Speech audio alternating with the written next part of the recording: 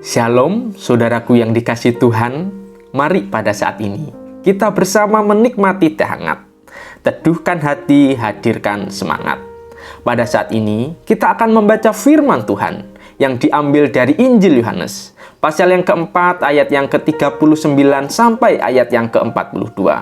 Namun kita hanya membacanya pada ayat yang ke-42 saja. Demikianlah firman Tuhan. Dan mereka berkata kepada perempuan itu, "Kami percaya, tetapi bukan lagi karena apa yang kau katakan, sebab kami sendiri telah mendengar dia, dan kami tahu bahwa dialah benar-benar juru selamat dunia." Saudaraku yang dikasihi Tuhan, bagi manusia pada umumnya, apakah kebahagiaan yang paling penting? Mungkin ada yang menjawab, memiliki banyak uang, berkumpul dengan keluarga, berwisata ke luar negeri, atau membeli barang yang diinginkan. Sebagai manusia, adalah wajar memiliki kebahagiaan tersebut. Namun sebagai orang Kristen, kebahagiaan terbesar dalam hidupnya adalah melihat jiwa-jiwa dimenangkan dalam nama Tuhan Yesus Kristus melalui pertobatan dan menyerahkan hidup mereka sepenuhnya kepada Tuhan. Namun sebagai orang Kristen, banyak sekali penyebab di mana kita tidak mau memberitakan Injil, seperti malas, merasa bukan tugas saya, tidak ada waktu, merasa tidak layak karena masih banyak berbuat dosa, dan lain sebagainya. Sehingga amanat agung yang Yesus berikan tidak dijalankan dan tidak dilaksanakan dengan baik. Namun di sini kita akan belajar dari perempuan Samaria yang berdosa dan penduduk kota Samaria.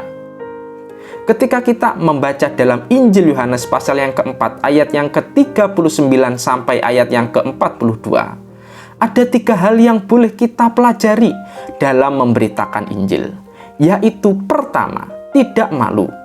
Di hadapan masyarakat yang ada di sekelilingnya, perempuan Samaria ini tidak mempunyai nama yang baik.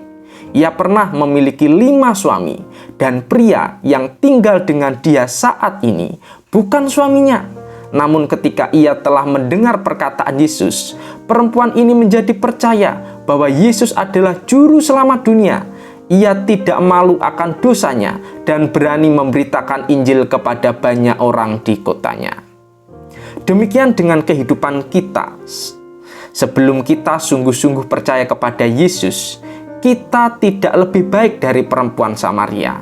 Kita sering berbuat dosa, mendukakan hati Tuhan dan sesama.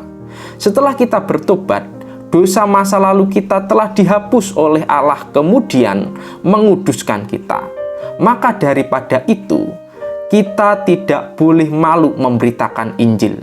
Mengapa? Karena Injil tersebut juga akan menyelamatkan saudara kita yang belum atau tidak percaya menjadi percaya sehingga mereka beroleh keselamatan. Kedua, mengajak mereka datang kepada Yesus.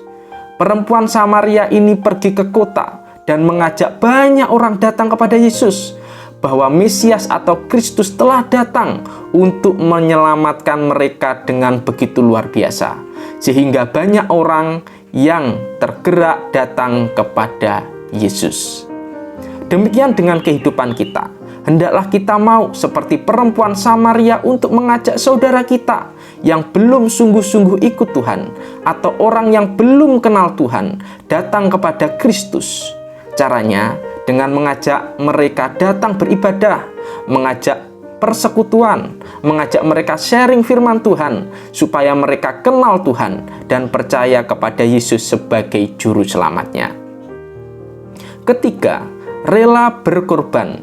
Perempuan Samaria rela mengorbankan waktunya dan tenaganya untuk memberitakan Injil ke kota.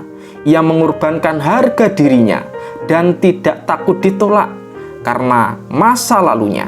Namun ia tetap mau melakukannya supaya banyak orang melihat Tuhan di hidup mereka. Demikian dengan kehidupan kita. Ketika kita memberitakan Injil, harus rela berkorban, baik itu uang kita, waktu, hati, pekerjaan, kesibukan, harga diri, bahkan keluarga kita. Tanpa pengorbanan, Injil tidak dapat diberitakan secara efektif dan menyentuh. Mungkin kita ditolak, diremehkan, dan dikucilkan ketika memberitakan Injil. Namun kita percaya, ketika seseorang mau bertobat karena Allah memakai kita, maka kebahagiaan yang tidak terukur dari Allah Bapa akan kita rasakan dan alami. Mari kita terus memberitakan Injil Kristus, bukan hanya dengan ucapan saja, melainkan dengan tindakan. Mari kita berdoa. Tuhan, kami menyadari pemberitaan Injil bagi dunia dianggap sebuah kebodohan yang terkadang mempermalukan kami. Namun kami percaya di luar sana banyak umat-Mu yang belum mendengarkan Injil. Biarlah Engkau pakai kami dengan apa yang kami miliki untuk memberitakan Injil dengan sukacita dan rela berkorban, sehingga jiwa-jiwa di luar sana mengenal Tuhan yang benar dan menyerahkan hidupnya kepada Yesus. Di dalam nama Tuhan Yesus kami sudah berdoa. Amin.